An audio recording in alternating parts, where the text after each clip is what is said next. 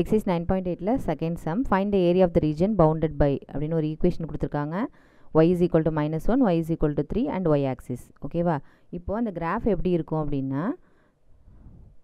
இது x axis, இது y axis, இது 0, y is equal to -1னா இங்கே somewhere இங்கே இருக்கும். ஓகேவா? நெகட்டிவ்ல இருக்கும். y is equal to 3னா பாசிட்டிவ்ல இருக்கும். ஓகேவா? அடுத்தது y axis பவுண்ட் ஆயிருக்கு. இந்த ஈக்குவேஷனை வரையணும்னா ஜஸ்ட் நம்ம அதனுடைய இன்டர்செப்ட்ஸ் கண்டுபிடிச்சிக்க வேண்டியதான். எக்ஸ் இன்டர்செப்ட் ஒய் இன்டர்செப்ட் கண்டுபிடிச்சோம்னா நம்மளுக்கு எந்த இடத்துல அது கரெக்டாக எக்ஸாக்டாக கட் ஆகுது அந்த கிராஃபில், எந்த எக்ஸ் ஆக்சிஸில் எந்த இடத்துல ஒய் ஆக்சிஸில் எந்த இடத்துல கட் ஆகுதுங்கிறத நம்ம கண்டுபிடிச்சிடலாம். ஓகேவா? எக்ஸ் இஸ் ஈக்குவல் டு 0ன்னு போடுங்க. அப்போ என்ன ஆகும்? -1 + y is equal -y + 1 is equal to 0. அப்போ -y is equal to -1 implies y is equal to 1.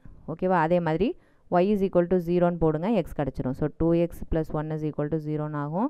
So 2x is equal to -1, x is equal to -1/2. ஓகேவா? அப்போ y is equal to 1, 0,1ன்னு ஒரு point தெரிஞ்சிருச்சு, -1/2, 0ன்னு ஒரு பாயிண்ட் தெரிஞ்சிருச்சு. ஓகேவா?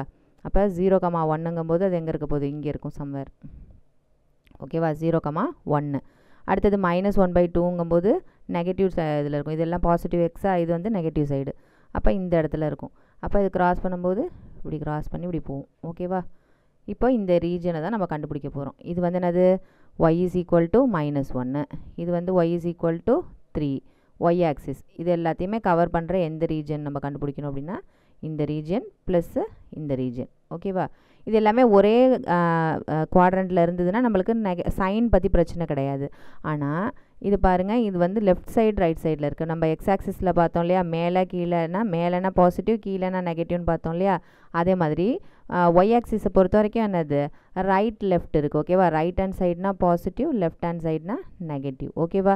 அப்போ இந்த கர்வில் இங்கேருந்து இந்த சைட்லேருந்து இங்கே வர்றதுக்கு இந்த சைடுக்கு மட்டும் என்னது? நெகட்டிவ். இங்கே மேலே இருக்குல்லையா, இந்த ரைட் ஹேண்ட் சைடில் இருக்குல்லையா, அதுக்கு நம்மளுக்கு பாசிட்டிவ். ஓகேவா? இந்த இன்டர்செப்ட் பாயிண்ட் நம்மளுக்கே தெரிஞ்சிருச்சு. என்னன்னு தெரிஞ்சிருச்சு? y is equal to 1ங்கிறது தெரிஞ்சிருச்சு. இந்த இடத்துல என்னது? y is equal to -1ன்னு அவங்களே கொடுத்துட்டாங்க. And y is equal to 3. Limits நம்மளுக்கே தெரிஞ்சிட்டு, -1லேருந்து +1, அந்த +1லேருந்து 3ங்கிறது நம்மளுக்கு தெரிஞ்சிட்டு ஸ்ப்ளிட் பண்ணிக்கலாம். இதுக்கும் சொந்தம், இதுக்கும் சொந்தம், ரெண்டு லிமிட்டாக இப்போ பிரிஞ்சிருது. ஓகேவா? அவங்களே y லிமிட்டில் கொடுத்துட்டாங்கன்னா நம்ம என்ன செஞ்சுக்கணும்? எல்லாத்தையுமே x is equal to என்னன்னு இந்த ஈக்குவேஷனில் கண்டுபிடிச்சோம்னா என்ன ஆகிடும்? எல்லாமே இன் டர்ம்ஸ் ஆஃப் ஒய்யாக மாறிடும். ஓகேவா? அப்புறம் நம்ம ஈஸியாக ஏரியா கண்டுபிடிச்சிடலாம். இப்போ ஃபஸ்ட்டு அந்த ஈக்குவேஷனில் நம்மளுக்கு என்ன செய்யணும்? x is equal to என்ன அப்படிங்கிறத கண்டுபிடிச்சிக்க வேண்டியது. இது எல்லாத்தையும் ரைட் ஹேண்ட் சைடு எடுத்துகிட்டு போயிடுங்க. எக்ஸோட வேல்யூ எல்லாத்தையுமே என்னது?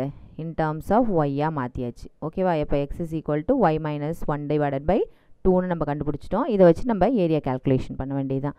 ரெண்டு ஏரியாவாக இங்கே ஸ்ப்ளிட் ஆகுது இல்லையா, a1 + a2ன்னு ரெண்டாக ஸ்ப்ளிட் ஆகுது. ஃபஸ்ட் ஏரியா வந்து -1லேருந்து +1 வரைக்கும் லெஃப்ட் ஹேண்ட் சைடில் இருக்கிறதுனால இது நெகட்டிவ் ஆஃப் எக்ஸ் டிஒய். ஓகேவா? ஏன்னா எக்ஸ் தானே நம்ம இன் டர்ம்ஸ் ஆஃப் ஒய்யாக எழுதியிருக்கோம். அதனால் எக்ஸ் டிஒய் எல்லாமே லிமிட்ஸ்லேருந்து எல்லாமே என்னது? ஒய்யனுடைய லிமிட்ஸ். அதனால் எல்லாத்தையுமே நம்ம என்ன செஞ்சுக்கிறோம்? ஒய்யோடு தான் மாற்றிக்கிறோம். எக்ஸே இல்லாத அளவுக்கு எல்லாத்தையுமே ஒய்யாக மாற்றிக்கிறோம். அதே மாதிரி மீதி இருக்கிறது என்னது? 1லேருந்து 3 வரைக்கும், 1லேருந்து 3 வரைக்கும் பாசிட்டிவ் எக்ஸ். ஓகேவா? இப்போ அது எக்ஸோட வேல்யூ கொண்டு போய் அப்படியே ஜஸ்ட்டு சப்ஸ்டிடியூஷன் கொடுத்துட வேண்டியதுதான். So area is equal to -1 to +1, இந்த மைனஸ் தூக்கி வெளில போட்டுடலாம். y - 1/2 dy. இங்கே என்ன ஆகிட போகுது? ப்ளஸ் டைம்ஸ் வரப்போகுது, அவ்வளோதான். y - 1/2 dy. அவ்வளோதான். இந்த 2 கூட நம்ம என்ன செஞ்சுக்கலாம்? கான்ஸ்டண்ட்டாக வெளியில் தூக்கி போட்டுடலாம். -1/2 வெறும் y - 1 மட்டும் இருக்குது, அதை ஜஸ்ட் இன்டகிரேஷன் பண்ண வேண்டியதுதான். அப்போ என்ன ஆகிடும்? y⁴1னா y² / 2ன்னு ஆகிடும். -1 கான்ஸ்டன்ட் இருந்ததுன்னா என்ன செஞ்சுக்கணும்? எக்ஸ்ட்ராவாக ஒரு y போட்டுக்க வேண்டியதுதான். ஓகேவா? அதனுடைய லிமிட்ஸை மறக்காமல் இங்கே சப்ஸ்டியூஷன் கொடுத்துடணும். -1 to +1 ப்ளஸ் இங்கேயே என்ன செஞ்சுக்கலாம்? 1/2 காமனாக வெளியில் எடுத்துடலாம். இப்போ இங்கே இது இருக்கிற அதே நம்பர் தானே இங்கே இருக்குது. அப்போ இதுக்கு என்ன இன்டகிரேஷன் ஆன்சர் போட்டோமோ அதே தான் இங்கேயும் வரப்போகுது. So y² / 2 - y. லிமிட் என்னது? 1லேருந்து 3 வரைக்கும். ஓகேவா?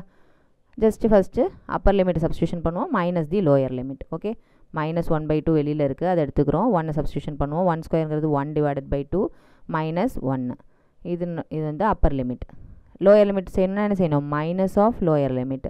-1² +1 1/2ன்னு ஆகிடும். இங்கே -1 சப்ஸ்டியூஷன் பண்ணால் ப்ளஸ் மைனஸ் இன்ட்டு மைனஸ் +1ன்னு மாறிடும்.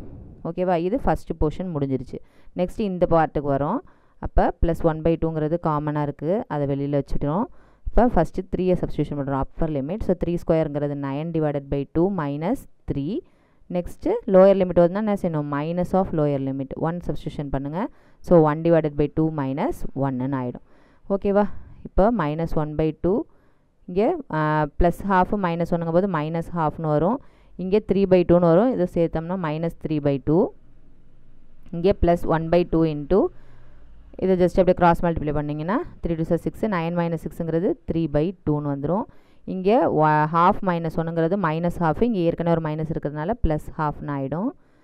ஸோ சிம்பிளிஃபை பண்ணிவிட வேண்டியதான். மைனஸ் 1/2 இங்கே வந்து மைனஸ் 4/2ன்னு வரும், அதை அடித்து போட்டோம்னா மைனஸ் 2ன்னு வரும்.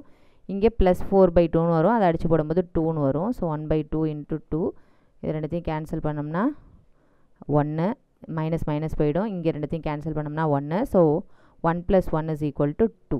அப்போ இதனுடைய ஏரியா என்ன அப்படின்னா 2 ஸ்கொயர் யூனிட்ஸ்.